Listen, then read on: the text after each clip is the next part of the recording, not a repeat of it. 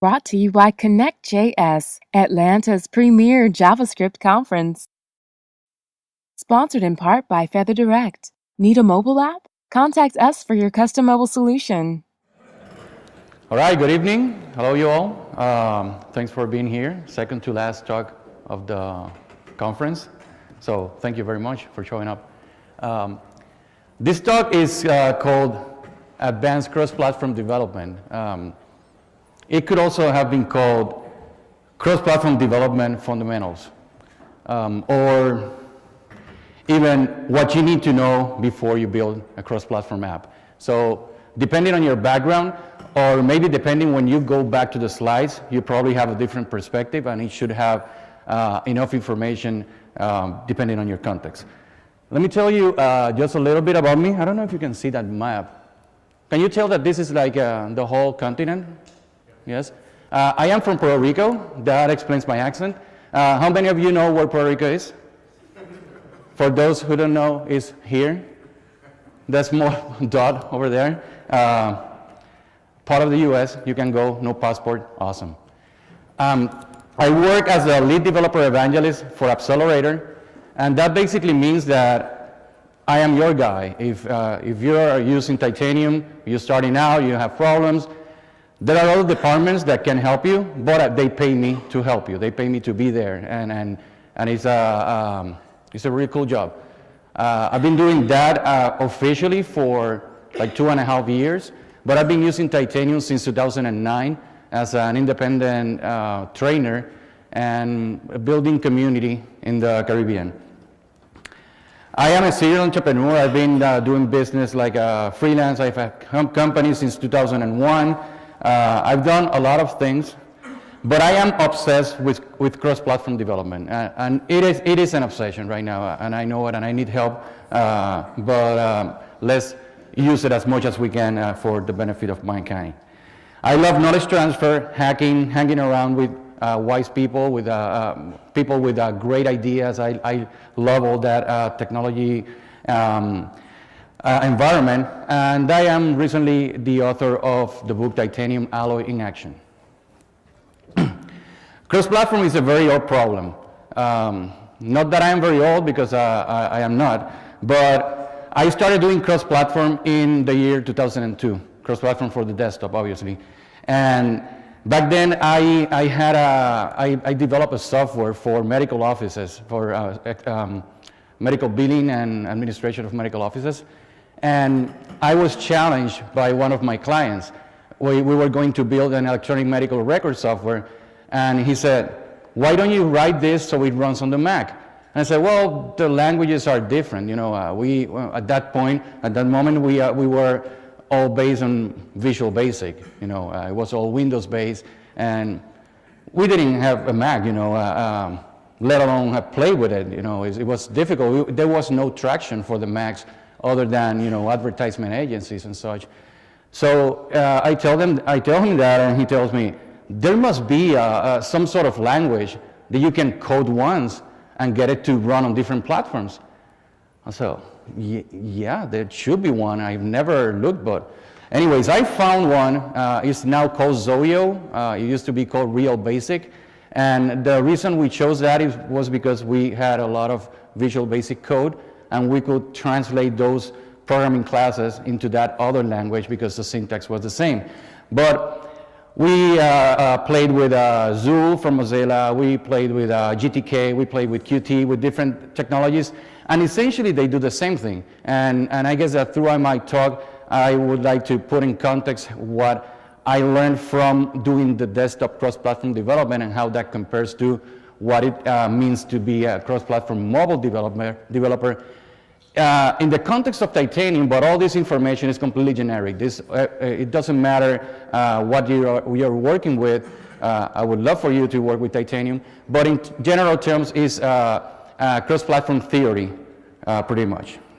So when I was working with this translation of our software to run on the Mac, I said, well, yeah, how difficult can it be? I'm a programmer, you know, I'm God, I can do whatever. So we start coding and transferring what we had on Windows, and when we give it, well, not even before we show it to the client, we started realizing that there were many nuances and differences across platforms.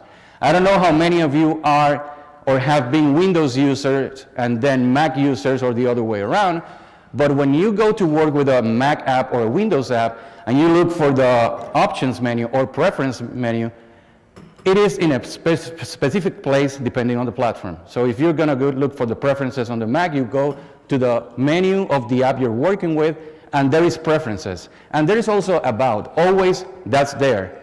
On Windows, the preferences is under Tools, Options, or sometimes Window Options, and the About is on Help About. That sounds trivial, but that affects the behavior of the user, because the user knows where to look for it, and you as a developer need to know how the user is going to behave in order to bring the things to the places that they're going to be looking for it. Another very basic and trivial thing is the way the message boxes are written. I don't know if you've noticed, again, you need to be a user of both platforms, that on the Mac, the response of the buttons on a message box are verbs, are actions. And on Windows, there are answers to a question.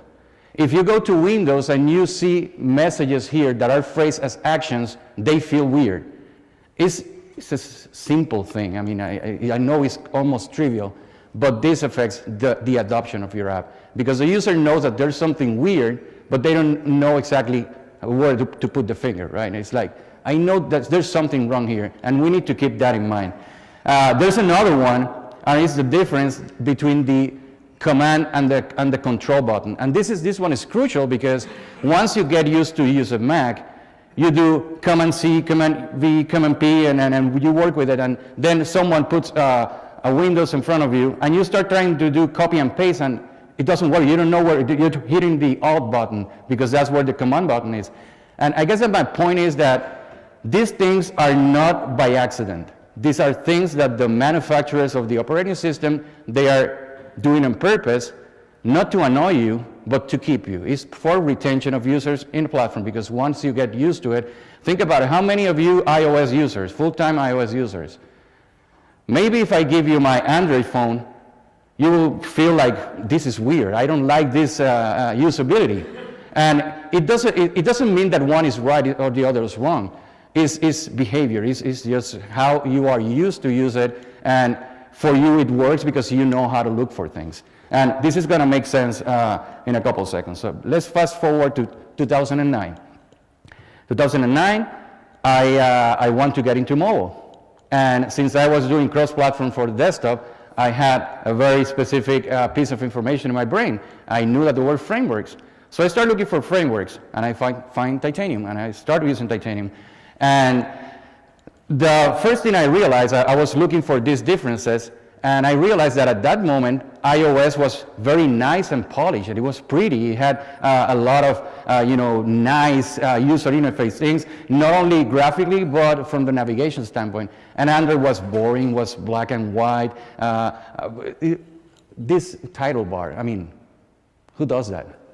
So at that moment, it was fair game if you were a cross-platform developer to try to implement a better usability on Android, because you were actually doing a favor to the platform, because it was better.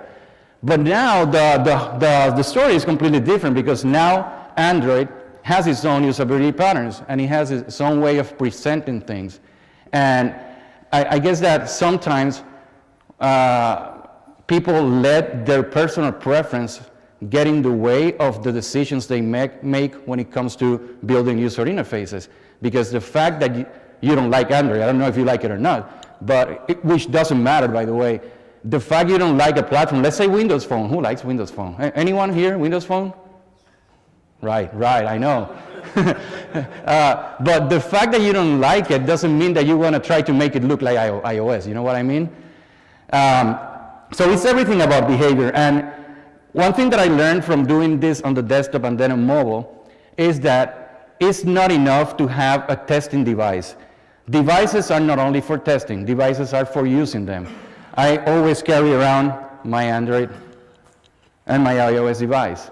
I try to, as much as I can, as soon as I decide to use an app, download it on both sides and try to look how they implemented different things. And I learned from that. I also have a Windows phone, but then again, I'm sick.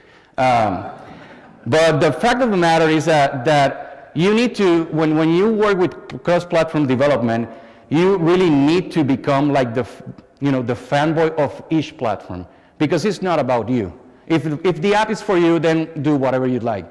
But if you're working for a company, if you're working for clients, then this is something that you need to keep in mind, that it doesn't matter what you think really. It just is about the user. How the user accepts your app is what's gonna determine if the app is gonna be successful or not, if the user is gonna be feeling happy using the app because it makes sense for them. So you need to love Android, you need to love iOS, you need to love BlackBerry if you're building for BlackBerry, or even I love Windows Phone, which I like that graphic a lot. And that's the way I phrase it. And I've always been like carrying that flag.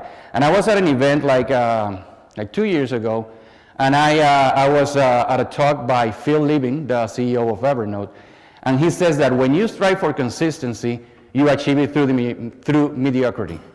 And that pretty much sums up my views towards cross-platform development. You should never look at this as something that has like a silver bullet, that you build it and then release it. And one thing is to say it, and another thing is to see it in action. And I love comparing these three apps. This is Evernote for iOS 8, Android 4.4, and Windows Phone 0.1. This is exactly the same app, and this is exactly the same screen for the app.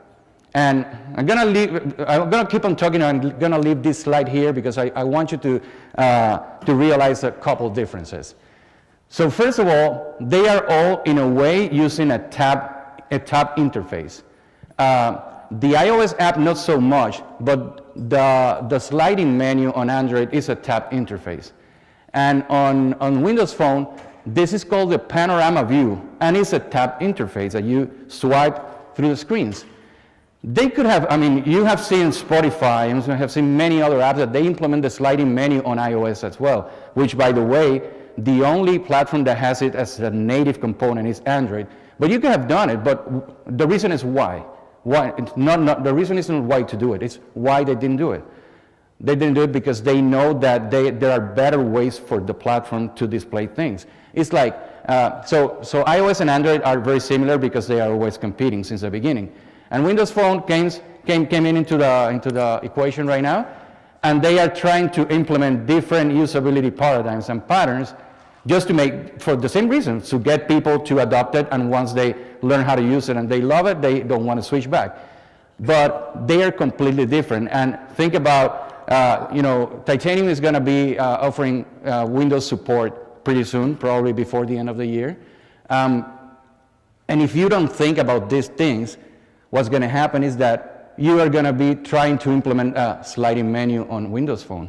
And that's completely foreign for Windows Phone users. And they're going to feel like, yeah, but why? There are better is in the context of the platform. There are better or different ways of doing it. And it'll feel like you didn't pay probably much attention on how to properly do it.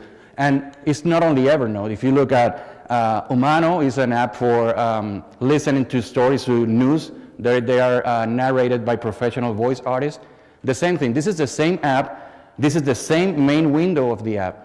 And he's using here what is called a view pager, and he's here has navigation is on the tabs. So it's like, it's different apps, right?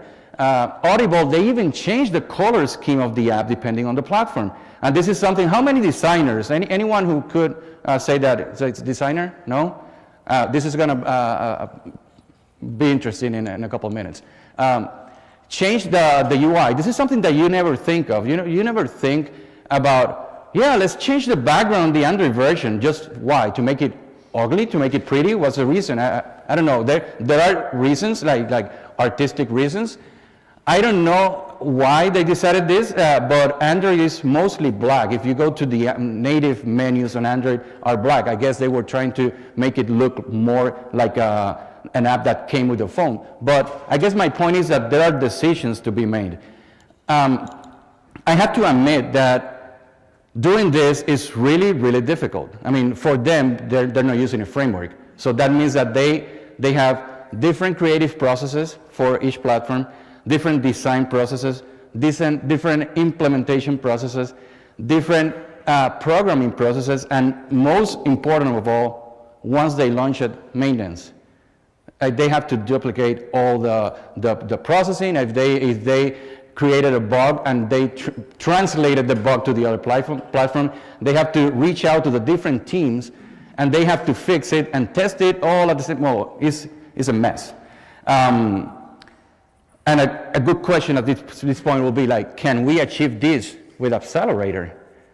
After all, that's the promise. But most people think that the fact that Accelerator is a cross-platform framework is that you're going to have all your screens rendering the same way across platforms. And if you have used Titanium, you probably start with a window and you compile it and compare it side by side, iOS and Android, how it's looking, and then add things. But the answer is a hell yeah, or heck yeah. And the good thing is that you do it with a single code base. You have to start by analyzing the problem, analyzing the situation, and think about, we're not getting the backgrounds. The images here are super pretty, but you can see them, sorry. It all begins with the main app container. What's the main app container? It's the navigation of your app. Like we saw in the Evernote, if we're building iOS and Android, you probably say, well, I'm going to have a tab-based app. Well, tab is a concept that translates across iOS and Android. That's your container. You have a cross-platform container. That's cool. But, and actually, that is this example. And there's nothing exciting here. This is basically the two-tab example that comes with Titanium, where you simply switch tabs and the content switches, and perfect. Yeah, you all have seen this, right?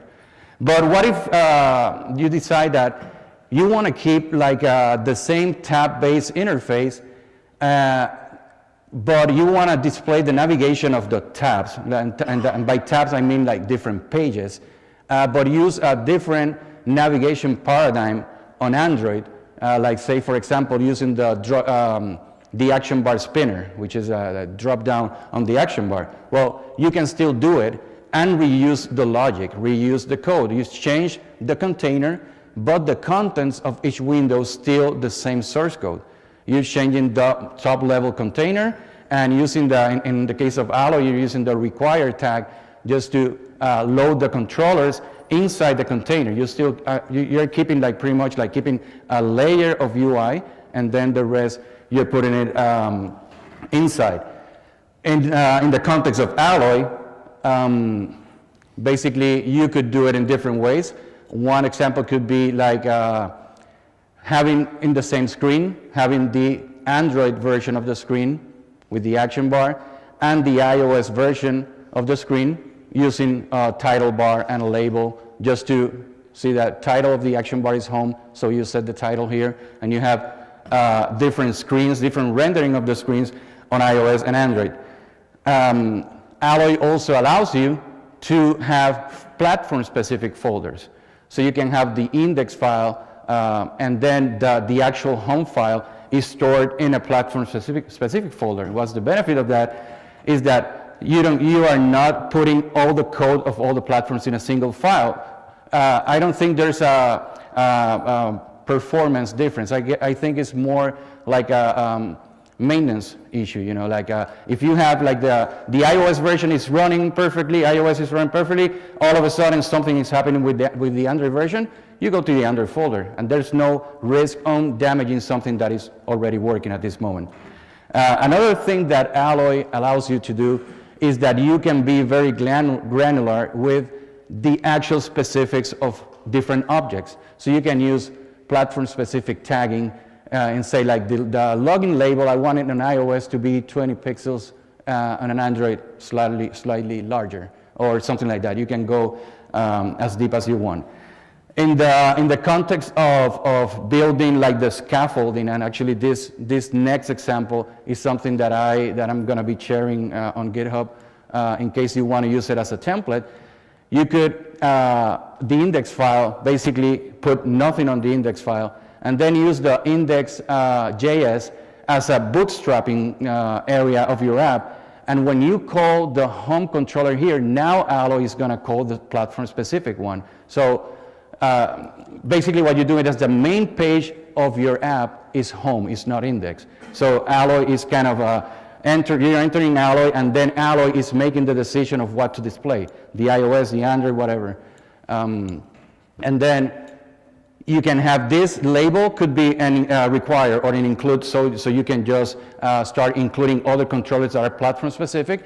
But in this particular scenario, you actually get what you were looking for. You get from a single source code, from simply different platform specific folders, you get different rendering. But in your logic, then you establish what you need to establish to reuse as much as you can.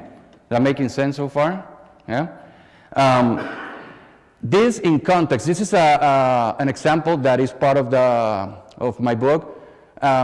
This is basically what I mean by this, that you can have an app that is following all the platform given user interface guidelines, but at the same time is following the same branding, because branding is in the context of each platform. So in this case, I'm using a navigation controller inside the tab group, but I'm using a new activity here when I open a new window. The rest is looking exactly the same according to the platform, but I'm using here the action bar icons, and here I'm using the right navigation button. So it's basically keeping, as I was telling you, keeping the containers separate, but the content is exactly the same. So the content are files that are being constantly reused across platforms. If I want to make a change on the iOS version, I'm making this change here, but I am not touching at all what's going on the other one. Another thing that, actually this example was supposed to be a single chapter, but there's so much to explain that it turned out to be 3 different chapters, like a 40-page chapter each. And the reason is because here we have these icons, and the size of those icons for Android are different depending on the screen size, the density of the screen, the device and such. And Android gives you a built-in, it's not Alloy, it's not Titanium, it's native Alloy, gives you a built-in reference on the sizes of those images. And you put them in Android-specific folders given to you by the SDK, and then the app will get the ones that are actually needed for that particular platform. Also, I had to explain the concept of third-party modules, because I'm using one specific module here for the view pager. I'm using a different module. I had to explain how to switch icons on the action bar as you switch from tabs. So it's actually a very complex example with a very basic app, but at the same time, it kind of covers a lot of different topics that explain in a practical way the things that I'm trying to point out here. Now, this is a good example. This is called, on the iOS native land, this is called the segmented control, and Titanium calls it tab bar. You need to know what is given to you by each SDK. And that part is difficult. The only way, well, there are 2 ways of knowing what is given to you by the SDKs.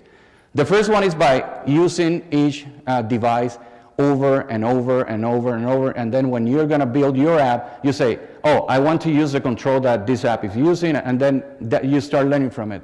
But actually, the best way of doing it is by reading the user interface guidelines. You guys know Roy? No?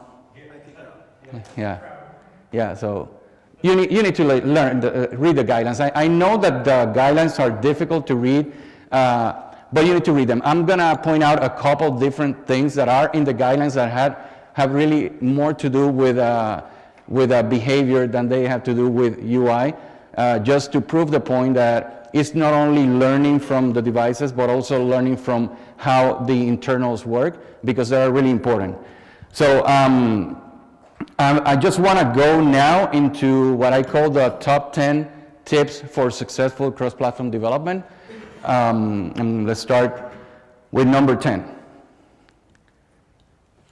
Work with your design team.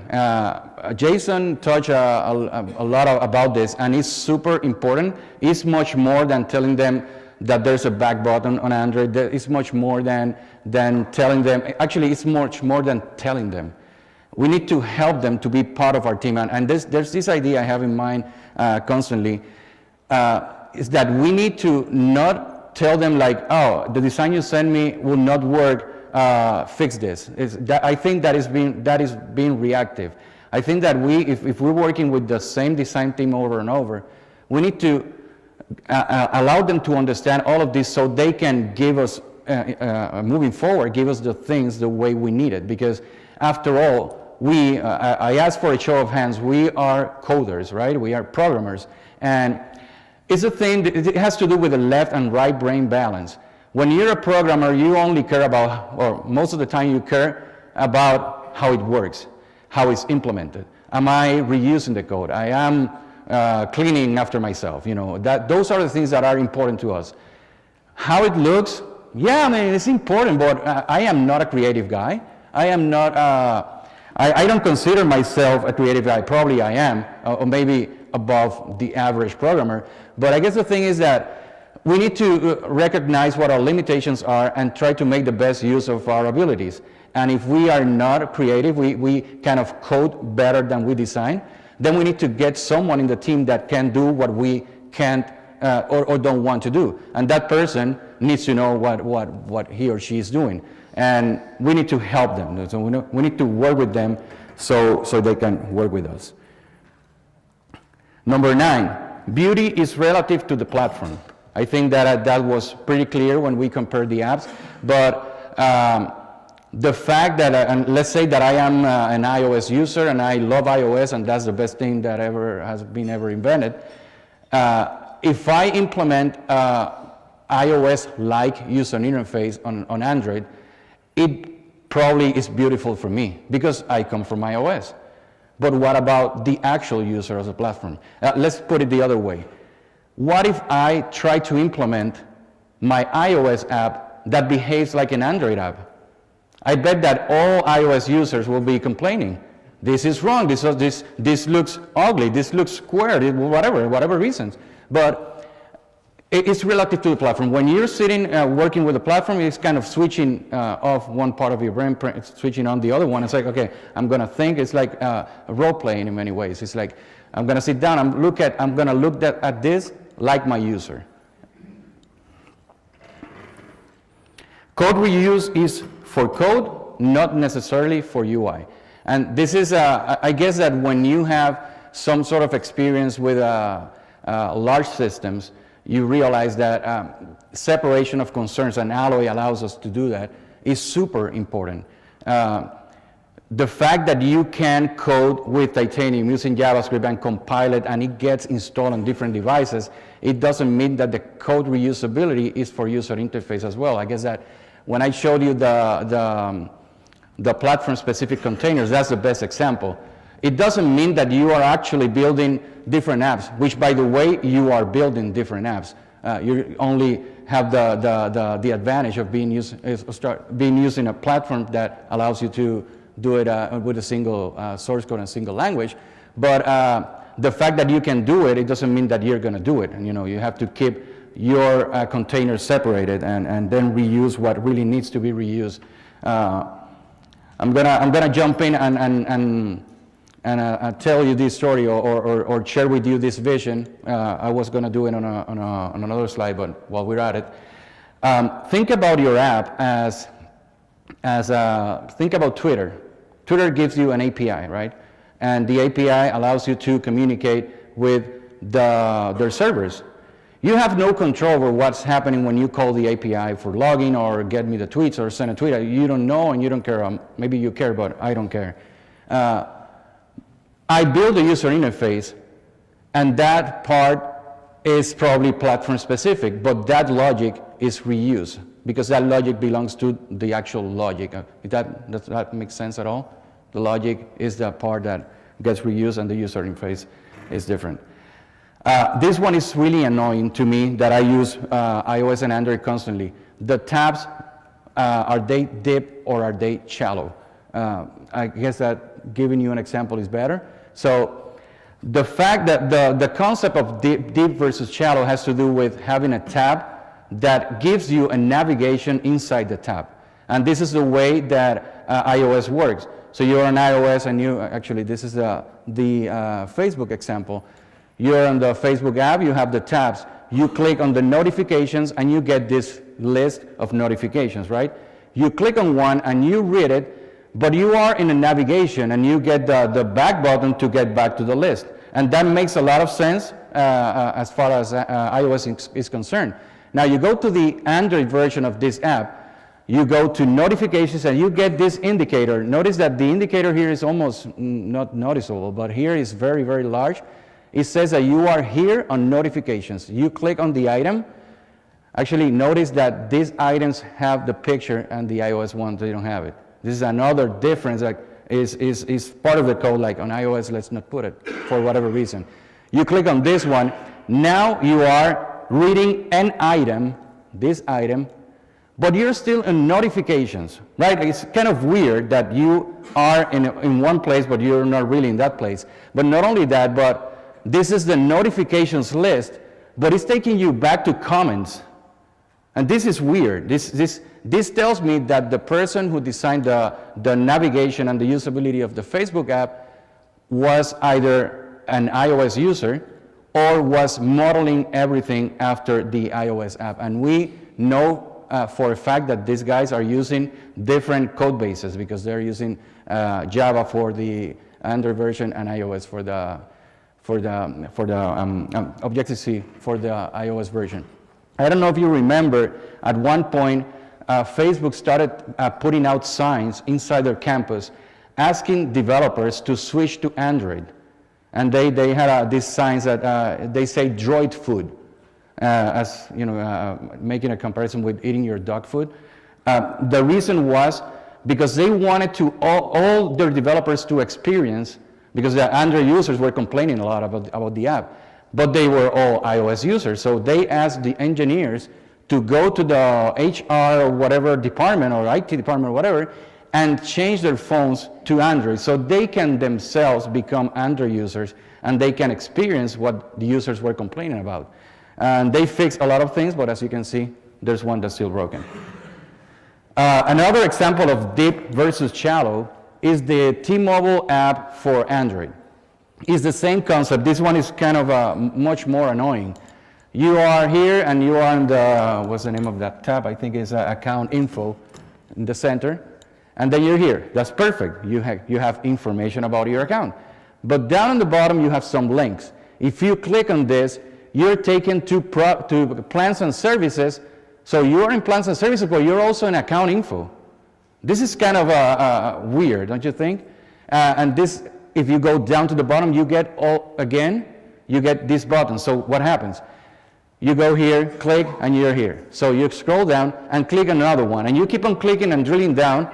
And as per the usability guidelines of Android, when you are on a tab interface, that is the base part of your app. So if you hit the back button, you should kill your app.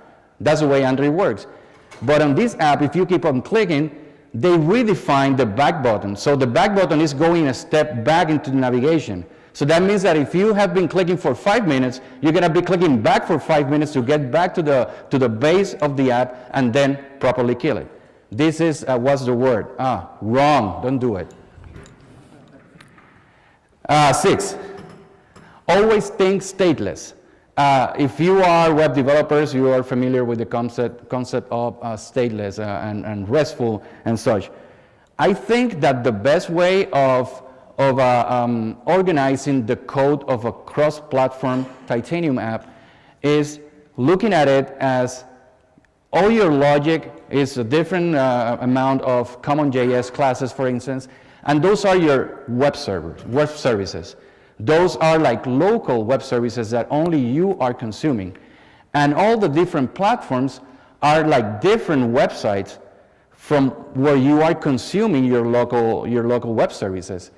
If you think of it like that, you will start avoiding relying on global events or keeping global data, the state should be kept by you and then pass it over through the classes, just the same way as if you were consuming Twitter or Facebook or Foursquare. Think like you have no control over the logic, and you're building the UI completely decoupled from the logic. And if you think about it this way, this will go as far as allowing you to have different people in the team working with different parts of your app. And this is something that Alloy allows you to do it. You could have programmers that are more like design-oriented, working with all the navigation and all the beautiful part of the app. And you, as probably the person who is coding the hardcore JavaScript part, you could give them like a module that is mocking the responses and is giving them like static data so they can work, like call the logging and I'm going to give you a true or false or whatever.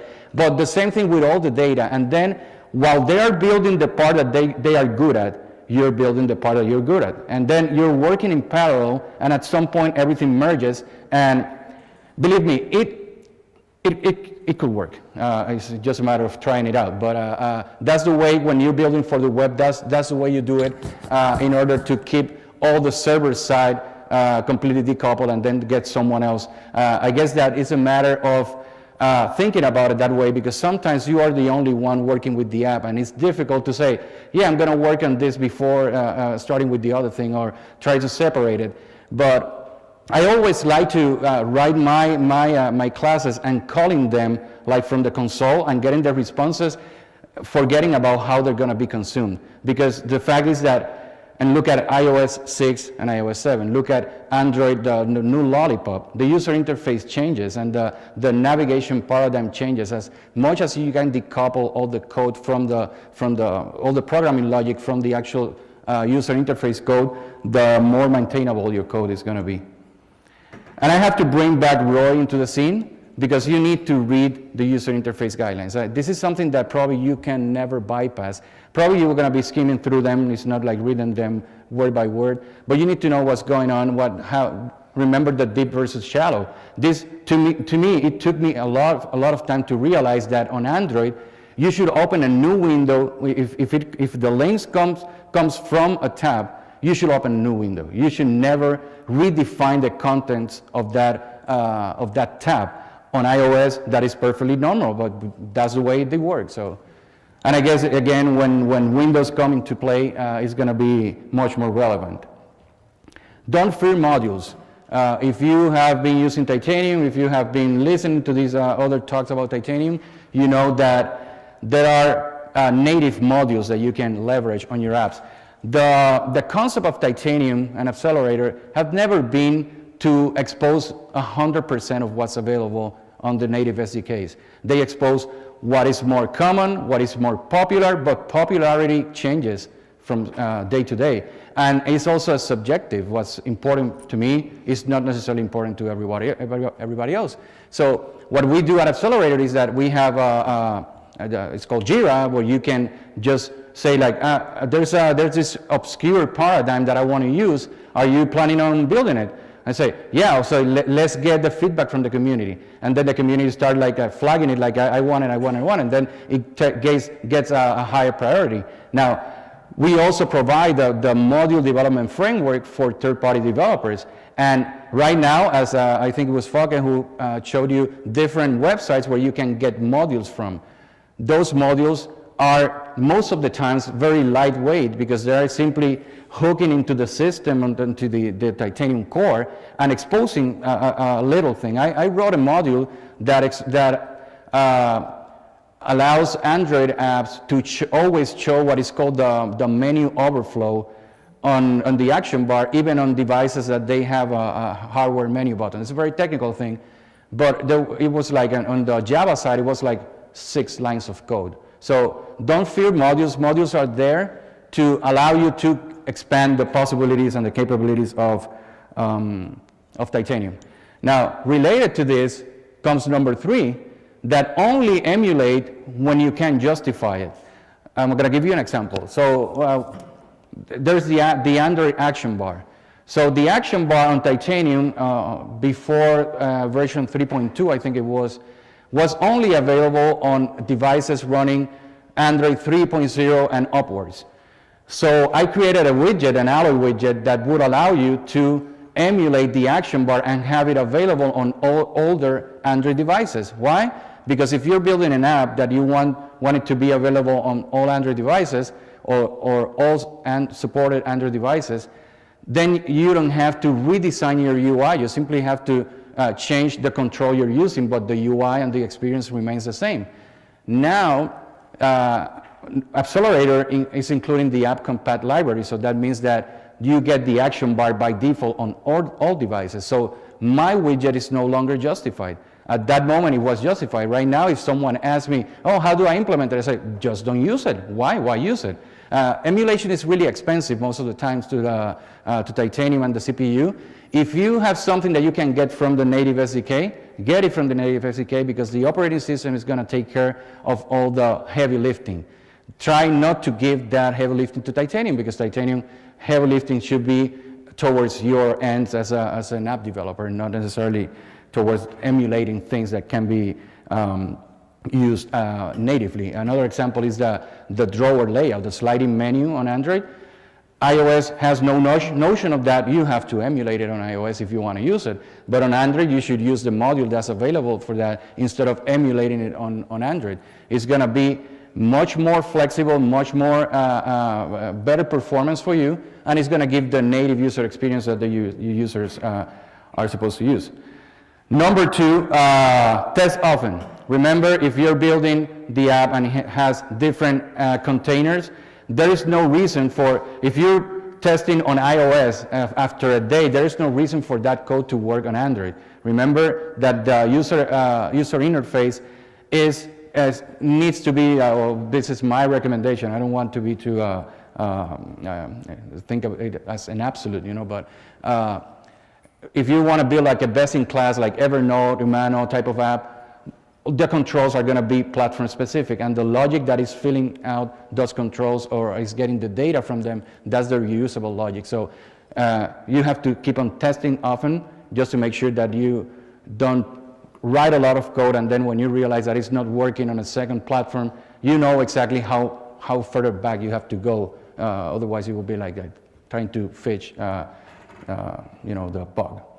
And last, the number one tip is to be your user. You need to be your user. You need to put yourself in the position of who's going to be using this app. Remember the droid food on Facebook. Remember the obsession of having multiple devices all the time.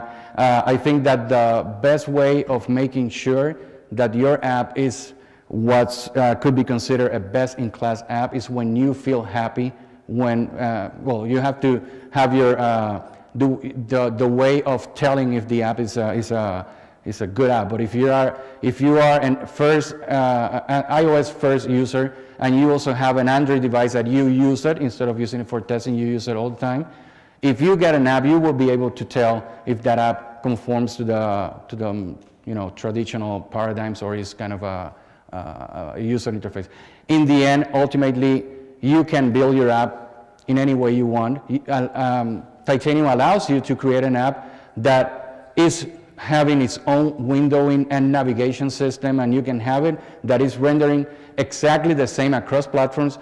Titanium is not doing anything to keep you from doing that. And you can do it, and that's perfectly fine, I guess. That's a personal decision, and sometimes it's even because your client is telling you, I won't pay you unless you do it that way. That's a decision that needs to be made in a case-by-case basis. But I guess that learning from what others are doing is super important, because there's a high rate of apps that get installed, and once you look at it, I think that was Jade who mentioned that you don't want people to install your app, look at it and say, oh, this looks good, and delete it right after that. You want that app to remain on the phone, and I download a lot of apps and delete them right away, and mostly I am critical because of the experience, because I guess I am kind of harsh with that. I say that if you are not thinking about my experience, then I kind of can predict what I should expect from the rest of the app, and that's probably a very shallow point of view, but I guess that It's all about the user. It's all about the user. The user is the one who's going to decide if your app is going to make it or break it. So those are my top 10 tips. Those are my ramblings. And I just want to open up for questions. If you don't have any question, I have a lot of questions right now. No? Yes? You wrote a book? I did. What's the title? Titanium Alloy in Action. Available now? Pardon? Available now? Available right now, yeah. You can go to bit.ly/alloybook. Book is B-O-O-K.